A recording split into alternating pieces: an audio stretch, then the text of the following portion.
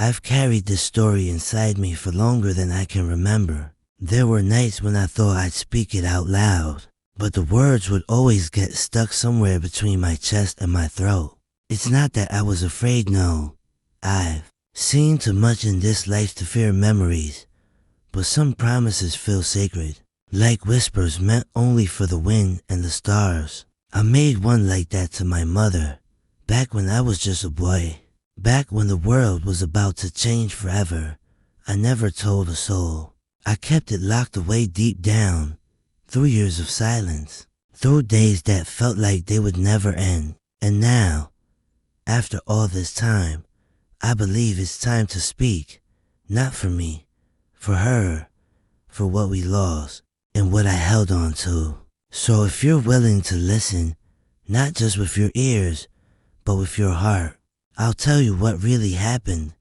I'll tell you what she asked of me, and why I never let go. Because even when they took everything else, they couldn't take that promise. And now, maybe, it's time you knew. Asterisk, I still remember the way the air felt that night, thick and quiet, like it knew something was about to be taken from me. I was just a child, maybe 7 or 8 years old, too young to understand the full weight of the world I lived in, but old enough to feel that something wasn't right. My mother held me close, tighter than usual. Her arms wrapped around me like she was trying to memorize the shape of my body. She didn't say much at first. Her hands moved slowly through my hair, her breath steady against my neck. I could hear the creak of old wood under the cabin floor, the wind scratching at the shutters like it wanted to come in. The silence between us wasn't empty, it was full of things she wasn't ready to say. I looked up at her and saw that her eyes were shining, not from the candlelight, but from something deeper, heavier. That's when she spoke, her voice low, steady, and trembling all at once. She said there are moments in life when we don't get to choose, only to carry. She told me that no matter what happened the next day, I had to remember who I was and where I came from. I didn't understand why she was speaking like that, but I listened, like I always did. She began to tell me stories I had never heard before about her childhood, about her mother and father, about a place far away where people woke up free and went to sleep free, where the sky wasn't just a ceiling but a promise. Her words painted pictures I had never seen, and I clung to each one like it was a lifeline. Then she grew quiet again, and for a long time we just lay there, breathing in the same rhythm. That was when she asked me to make a promise, not out loud. She just looked at me, right in the eyes, and said, "Whatever happens, you hold on to yourself. You hold on to your name. You hold on to me, even if I'm not beside you." I nodded, because something inside me knew it was important. She kissed my forehead, and I felt her lips linger there like she was sealing something in me. I didn't sleep that night. I couldn't. I watched her as she finally drifted off, and I tried to remember every line on her face, every breath she took. I whispered her name to myself over and over again, like if I kept saying it, she'd never disappear. I didn't know that would be the last night we'd ever spend together. I didn't know the morning would come so fast, or that when it did, it would come like a thief. The next day they came early, voices shouted, doors opened without knocking. I was pulled from the bed before I could even stand. I reached for her, and she reached for me, but hands stronger than mine dragged me away. I saw her eyes one last time as the door slammed between us wide, wild, and full of something I still can't name. I never saw her again, but that night, the one before everything changed, it never left me. It plays in my mind like a song only I know. That was the night I became more than just a child. That was the night I made a vow without fully understanding its cost. And in all the years that followed, through storms and silence, through hard days and quiet ones, I kept it. I carried that promise like a hidden flame, the only warmth I had when the cold of this world tried to take everything else. And now, all these years later, her voice still echoes inside me. I didn't just survive, I remembered. I remembered her. I remembered that night. I remembered what she asked. And I remember who I am. The morning came without warning, sudden and sharp like the crack of a branch underfoot, tearing through the quiet that had wrapped around us during the night. I remember the way my body felt half asleep, heavy with the warmth of being near my mother. And then, in an instant, cold, weightless, and pulled into a world I did not choose. The voices were not familiar. They were louder than anything I'd heard before, like thunder with no rain, and they moved quickly through the cabin, scattering peace like dust in the wind. I was yanked from the blanket that still held the scent of my mother's skin, and my feet hit the dirt floor before I knew I was standing. Everything around me seemed to tilt. I could hear her voice behind me, calling out, firm but frightened, like she knew exactly what was happening and also knew there was nothing she could do to stop it. Her arms reached for me, but someone else's hands were faster, rough, not cruel in words, but cold in purpose.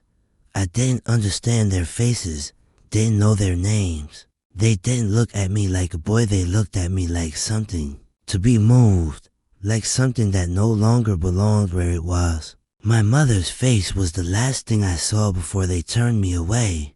Her eyes were wide, not just with fear, but with something deeper, something final. She was trying to tell me something, and I think part of me understood it, even if I couldn't hear the words. I screamed until my throat burned, until my own voice scared me. I kicked, clawed, begged to be let go, to be brought back to her, but nothing worked. The space between us grew larger with every step, not just in distance, but in time. I didn't know it then, but that was the last time I'd ever be near her. The day didn't wait for me to understand. I was placed in a wagon with others I didn't know, faces blank with shock, too silent to speak. Some were younger than me, some were older. None of us had our mothers anymore. The wheels turned, and with every bump, it felt like the earth was trying to throw us off, to shake us free from what we had been forced into. I kept looking back, even when there was nothing to see. I kept hoping I'd hear her voice, calling my name one more time. But all I heard was the sound of hooves and wheels and the wind slicing through the trees. The sky above us was bright, too bright for such a dark day. I thought the world should look different if everything in it had changed, but it didn't. Birds still flew, leaves still moved, and yet nothing was the same. I held my breath for as long as I could, thinking maybe if I didn't breathe, time would stop. Maybe I could pause this moment and go back. But the world didn't care. It moved forward, and it dragged me with it. I don't remember how long we traveled, maybe hours, maybe a whole day. Hunger and fear made time stretch in strange ways.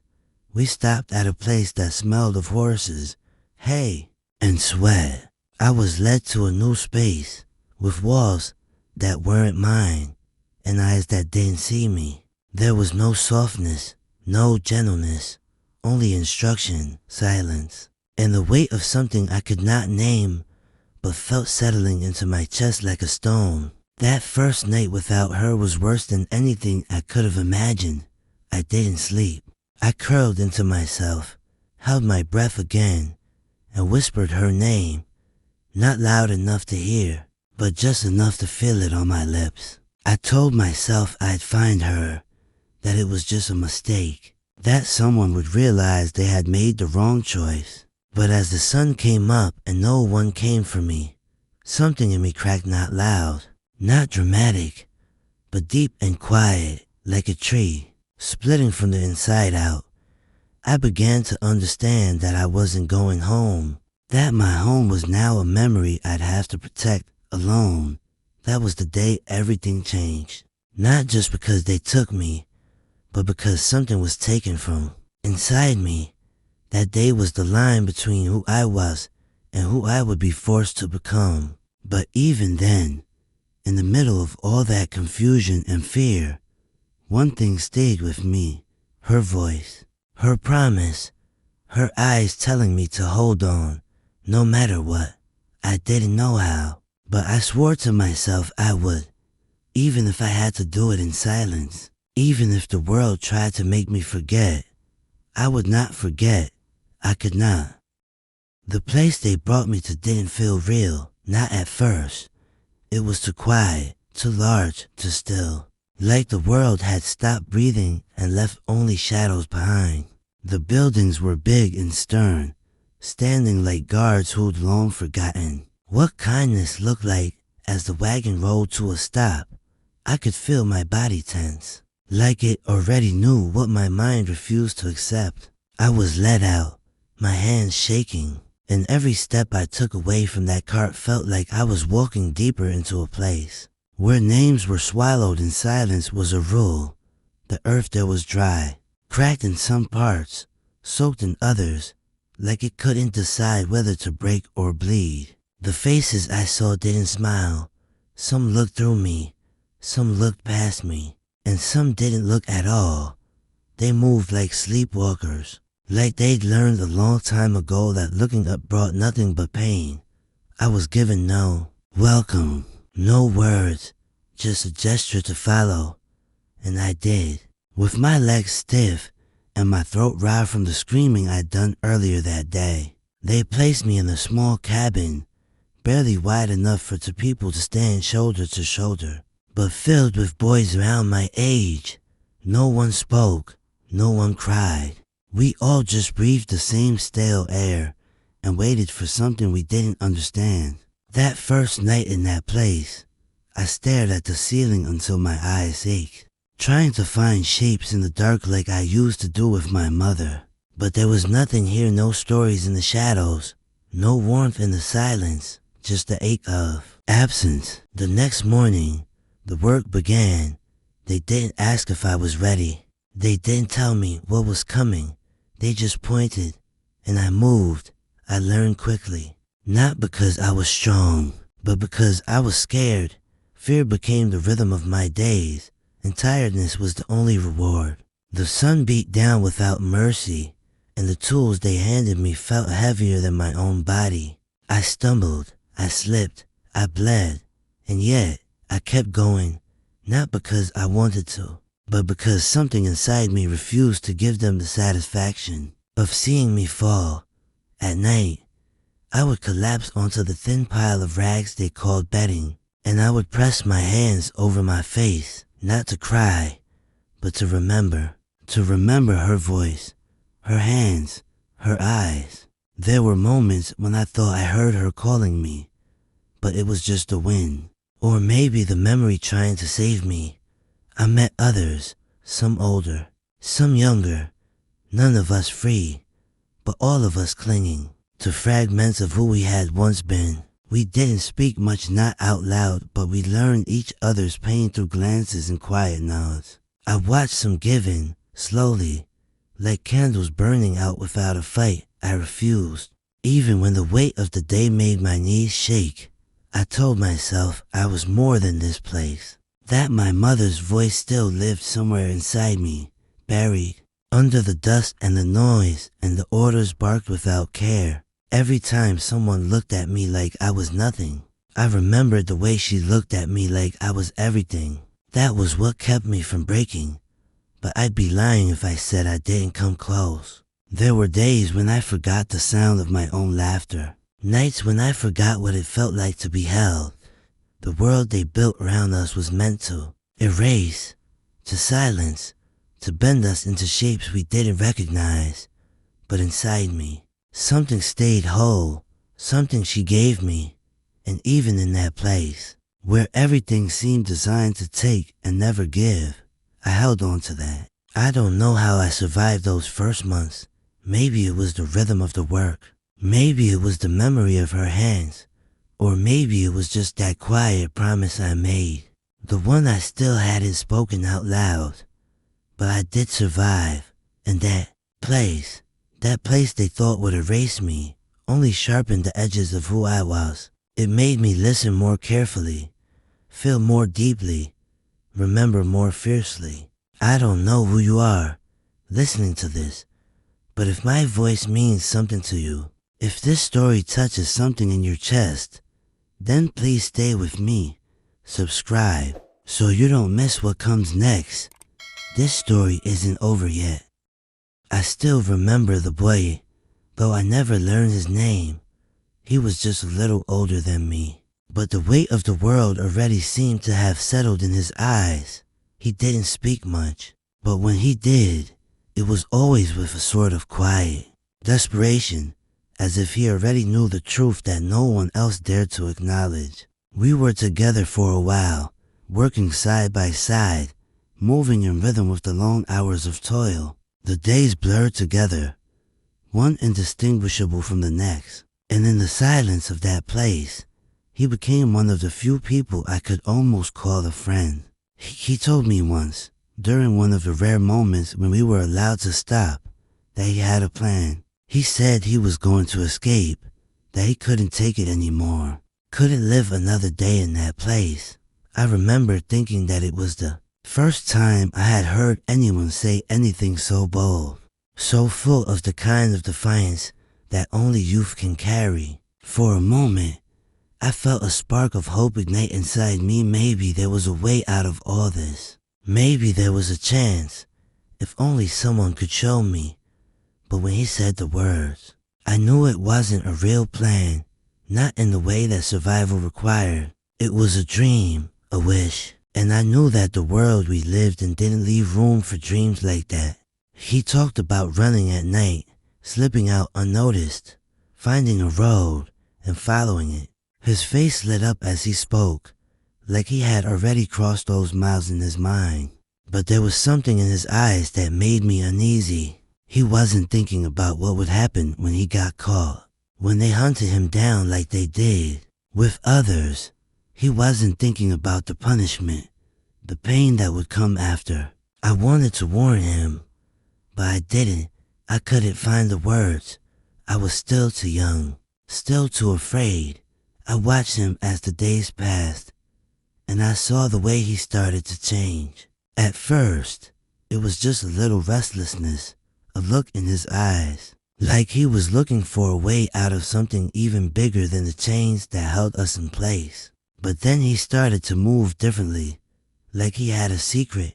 His steps grew quicker, his posture stiffer, as though he was already running in his mind. And in the quiet of the night, I could hear him whisper to himself, talking through the plan, rehearsing every detail. I remember feeling like I was standing on the edge of something, like I could feel the tension in the air, the way it hummed, with unspoken words. And one night, he was gone, just like that. I woke up to an empty bed, the place beside me cold, the sheets untouched. There was no sound of him running, no sign of the escape he dreamed of. It was as if he had vanished into the night, swallowed by the world we couldn't escape.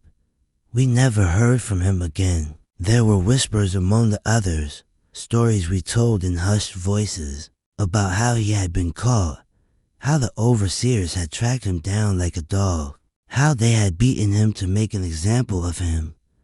No one spoke of it for long, though it was too much to bear. We knew what happened to those who tried to run, but the truth was too heavy to speak aloud. I don't know what happened to him, and maybe I'll never know. But that night, I thought about it long after the others had fallen asleep. I thought about what it would be like to be free, to have a choice, to not feel the weight of someone else's hand pushing you down all the time. I thought about what it would mean to have a life beyond this place, and yet, in my heart, I knew I wasn't ready for it. Not then, not in that moment. I wasn't ready to pay the price of escape. The world that held us captive was vast, and we were so small, so fragile, but his attempt, his brave, desperate attempt, stayed with me. It was a fire that burned in the back of my mind, a reminder that even in the darkest places, there were still those who would fight for freedom. And as much as I wanted to forget him, as much as I tried to let go of the idea of escape, I couldn't. His courage, his defiance, became a part of me. Maybe we couldn't all run, but we could carry his memory, carry his spirit inside us. And when the time came, when I was ready, I would find a way out, too. And until then, I would hold on to the one thing he had taught me, that sometimes the fight is worth it, even if you never see the end. I learned to write in secret, not because it was forbidden, but because it felt like the only thing left that was truly mine. In the beginning, I didn't understand the power of words, not the way some of the older ones did. But as time passed, as the days turned into months, and the months into years, I began to see how important it was to hold on to a piece of yourself that no one else could touch. They gave us scraps of paper, but we were told never to waste them. I didn't care about the rules anymore. Each time I picked up a pen, it felt like I was grabbing hold of something that could never be taken from me, my voice, my thoughts, my very soul. I didn't write often, not at first. There were too many eyes watching, too many ears that could hear, too many rules that said we didn't have the right to feel, to remember. But slowly, as the years wore on, the weight of the silence became unbearable. I began writing letters, though I had no one to send them to. Letters to my mother, to the memory of her face that I could never forget. No matter how many years passed, I would write in the quiet of the night, when the others were asleep, when the world outside was as still as the shadow that hung over all of us. I didn't write words of anger. I didn't write words of bitterness. I wrote about what I missed about, the smell of the earth after the rain, about the way the wind used to carry my mother's songs, about the warmth of her hand in mine. I wrote about the way we used to laugh, even when the world didn't give us a reason to. I wrote about hope, even though I wasn't sure what it looked like anymore. And I wrote about the promise I made, that I would never forget who I was, no matter what they tried to do to me. I kept those letters hidden in the cracks of the cabin, folded neatly, like precious things. No one ever knew about them. There were no replies, no letters that came back to me. Not like I had hoped. I didn't expect answers. In a place like that, no one would have dared send me a letter, even if they had known how to write. It was all just for me, just a way to keep the last of my humanity from being buried by the world. They tried to force me into, but the more I wrote, the more I realized how much I had to say, how much of myself I still had to give. And the more I wrote, the more I realized how impossible it was to keep those letters safe. One day, I went to check my hiding place, and they were gone, just like that, gone. The papers, the words, everything I had written, it was all gone. I don't know who took them, or why. Maybe someone else found them. Maybe they were just thrown away. Or maybe the overseers found them and thought they were dangerous. But in that moment, I felt something inside me break. It wasn't just the loss of the letters, but the loss of something deeper, the idea that something so simple, so pure, could be taken away so easily.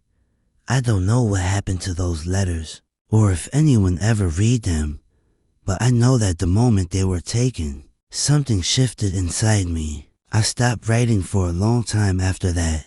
There was no point. No one would ever read those words. No one would ever hear them. The silence became too loud.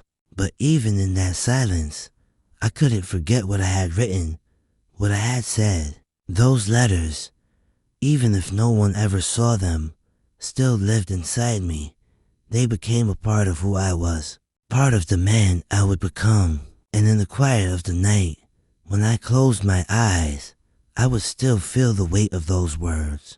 like a secret only I knew, like a promise I couldn't break. Maybe the letters never came, maybe they were never meant to, but they mattered because they were mine, and in the end, that's what I held on to, the things that no one could take from me. No matter how many years passed, no matter how many letters went unanswered, I kept writing, I kept remembering, and that, at least, was something no one could ever take. It's strange, you know, how sometimes the world will give you what you've lost, but only in pieces, and never the way you expect. I didn't understand it at first. How could I? Years had passed since I had last seen my mother, since I had last felt her touch, her voice, her love. She was gone, taken from me in the most brutal of ways, and I was left to carry her memory like a weight I could never put down. But then, one day, it happened. A woman came to the town where I was working. She wasn't much older than me, but there was something about her that caught my attention the moment she stepped into view. I didn't know why at first. She wasn't the kind of woman who would stand out in a crowd. No fine clothes, no jewels, nothing to set her apart from the others, but there was something about her eyes. I remember looking at her and feeling like I had seen them before, like I had known them my whole life. And then it hit me, so sudden it almost knocked the breath out of me. Her eyes, those dark eyes, were my mother's. The shape of them, the way they caught the light, the way they seemed to carry the weight of the world, just like my mother's had. I don't know why it affected me so much, but I couldn't look away. I didn't even hear what she was saying at first. All I could think about was how those eyes, those familiar eyes, seemed to hold a story I wasn't ready to hear, a story that had somehow been lost to me, but now was standing right in front of me. I stood there, frozen, as she spoke with the other workers, talking about some business I didn't understand, but I didn't care. All I could focus on was her eyes.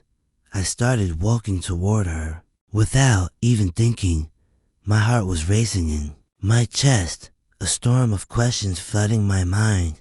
Was it possible? Could she be? I couldn't bring myself to ask, not yet, but I watched her as she moved, as she smiled, as she laughed, and the more I watched, the more I felt something stirring inside me. Something I hadn't felt in years. Hope.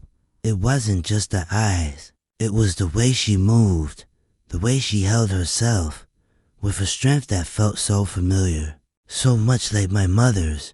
I wasn't sure why, but I knew, deep down, that there was something connecting us. She had to know. She had to be somehow tied to what I had lost, to the family I had been torn from. After what felt like an eternity, she finally caught sight of me. For a moment, our gazes locked, and in that instant, I swear, it was like time stood still. Her expression softened, and I could see the recognition in her eyes. She took a step toward me, slowly, as if she was waiting for me to speak first. I opened my mouth to say something, but the words wouldn't come. I had so many questions. So many things I needed to ask her, but in that moment, I could only feel the weight of the years, the silence, the loss, all those years of wondering, of aching, of trying to hold on to memories that seemed to slip through my fingers like sand suddenly. It felt like it had all come crashing back in. She said something then, in a voice that shook with the same tremor I'd heard in my mother's voice when she spoke to me. In those last moments, it wasn't much, just a few simple words, but it was enough to break something inside me. She asked me where I came from, and I realized, for the first time in my life, that I didn't have the answers I thought I did. I didn't know who I was anymore, not completely. I had lived so long trying to hold on to the past, to keep the pieces of my mother alive in my heart, that I never stopped to think about the future, about what came after. We talked for hours, though I can't remember much of what was said. I only remember how it felt to finally hear someone speak to me like I mattered, like I wasn't just a shadow of what I used to be. That night, I went to bed with her face in my mind, with her eyes burning in my thoughts, and for the first time in years, I allowed myself to feel something other than sorrow. It was the beginning of something I wasn't ready for, something I hadn't known I could still hope for. But it was also the beginning of a truth I couldn't deny. Sometimes, even when we think we've lost everything, the world has a way of bringing things back to us in ways we could never expect. She wasn't my mother, not in the way I thought, but she carried something of her with her, something that reminded me of what I had lost and what I still had inside of me. And for the first time in a long time, I felt like maybe, just maybe, I wasn't as lost as I had believed. The years had taken their toll, and yet, when I finally spoke those words, they felt both like a release and a weight. It wasn't easy to find my voice again, not after all that had been taken from me, not after all the silences I had carried with me like a burden. But there I was, standing in front of the woman who reminded me so much of my mother, trying to find the courage to say what I had been holding onto for so long. It had taken me a lifetime to say those words out loud, a lifetime of silence, of holding on to memories that refused to fade, of dreams that felt like they were slipping further away every day. And yet, there I stood, staring at her, her face full of questions I could not answer, her eyes full of understanding I did not yet have. I had been carrying that promise inside me for so many years. My mother's words, her plea that I hold on to who I was, even if the world tried to take it all away. She had asked me to keep my name, to keep my memory, to keep my dignity, and I had done that, though it had cost me more than I could ever explain. But now, in this moment, I realized that I hadn't kept the promise the way I thought I had. I had kept it locked away in the shadows, buried beneath the pain, beneath the years of hard work and survival. I had forgotten what it meant to truly speak, to truly live. And now, with her eyes looking at me like they knew me, like they understood what I had been through, I found the courage to finally speak. I remember, I said, my voice cracking with the weight of the years, I remember her. I remember the promises I made. The words felt strange, as if they didn't belong to me, as if they belonged to the boy I used to be, the one who didn't know the full weight of what it meant to live this life. But they were mine, and for the first time in a long time, I allowed myself to believe that maybe, just maybe, I hadn't forgotten everything. Maybe, in the end, the promise hadn't been lost after all. Her face softened, and she reached out to touch my hand.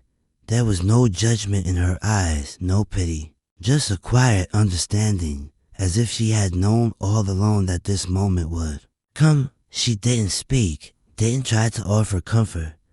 She simply stood with me in the silence, in the weight of all that had been said and unsaid. I thought of my mother then, of how she would have felt if she had heard those words. Would she have smiled? Would she have cried? I didn't know. But in that moment, I could feel her presence around me, like a warm embrace that I had almost forgotten. For the first time in so many years, I felt the presence of her love, like it was still there, just beneath the surface, waiting for me to finally acknowledge it. And in that acknowledgement, I felt something shift inside me, something that I couldn't quite put into words, but it was there, deep in my chest, and it was enough to make me feel alive again. I've kept it, I whispered, almost to myself. I've kept my promise. The words were simple, but they held the weight of everything I had been through, everything I had lost, and everything I had fought to hold on to. They weren't just words. They were my life. They were my truth. And they were the last part of me that no one could ever take away. She nodded then, as if she understood. And in that understanding, I felt a bond between us, something that went beyond the years, beyond the pain, beyond the loss. It was a bond forged not in blood, but in the shared understanding of what it meant to survive, to hold on, to remember. I don't know what comes next. I don't know what the future holds. For me, for her, for any of us. But in that moment, I knew that the promise had been kept, and that's all that mattered. I remembered who I was. I remembered where I came from.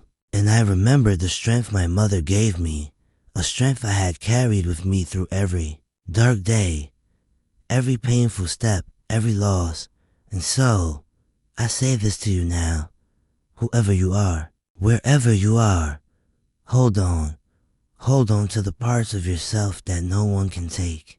Hold on to your truth, no matter how hard it gets, because sometimes that's all we have, and that's enough.